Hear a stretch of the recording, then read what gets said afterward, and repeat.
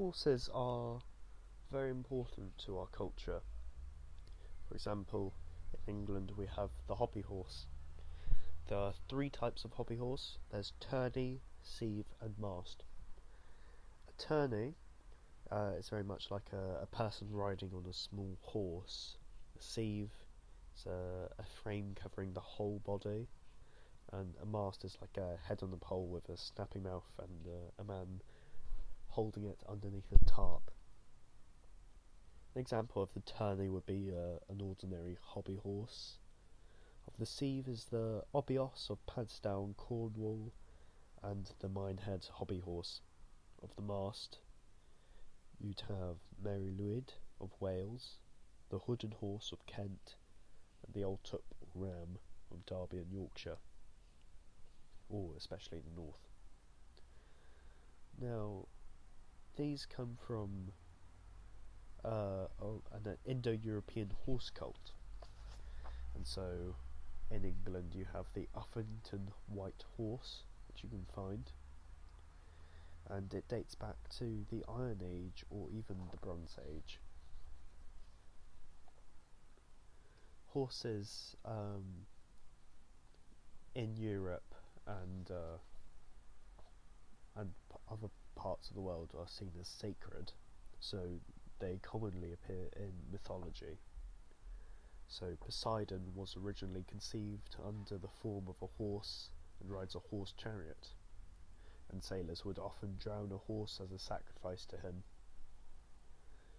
Now, Poseidon also is believed to have created horses, according to Greek mythos, from the waves.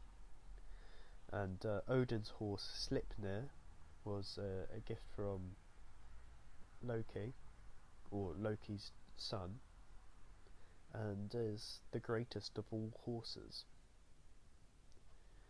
You have the Celtic goddess Epona, who is also prayed to by the Romans, and was protector of horses, ponies, mules and donkeys. Then in Wales you have Rhiannon, who was also the protector of horses, ponies, mules and donkeys. Then you have Hayagrivan, which is the Hindu horse-headed avatar of Vishnu, and they have that because of the Indo-Aryan peoples migrating into the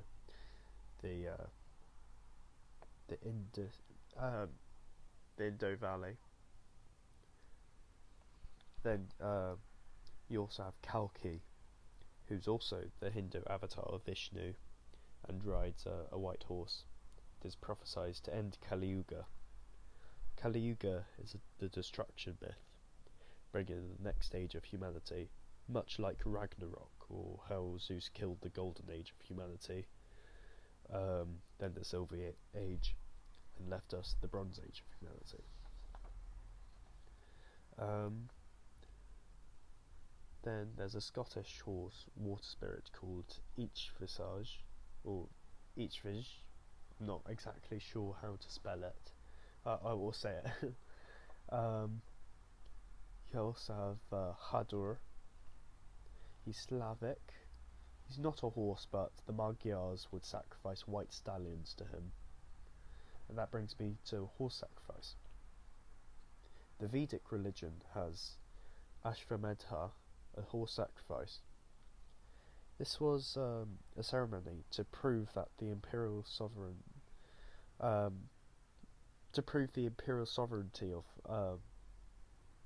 of the Indian kings.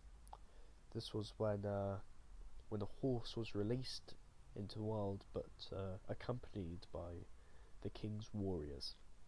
Wherever the horse went, a rival could dispute the king's authority and try to kill or capture the horse, but would have to get through the warriors. After a year of this, the horse, and if the horse is still alive, it would be taken back to the capital and sacrificed. The king would then be declared an undisputed sovereign. Then, now that you have a dead horse, you could just throw it away or eat it, but no, the Europeans buried them. which showed their high value. Should note that the Chinese and Turks did this as well. Horses were seen as great beasts, and now, as you've seen, they were incorporated into mythos. So there's this other idea, which is of the two brothers. An example would be Hengist and Horsa, the legendary leaders of the Angles, Saxons and Jutes, who invaded Britain in the 5th century. Notice how Hengist is Old English for stallion and Horsa is Old English for horse. Also then, in Lithuania, you have Asvienii, the brothers whose names come from Proto-Indo-European Equo, Old Lithuanian Asva, and Sanskrit Ashua.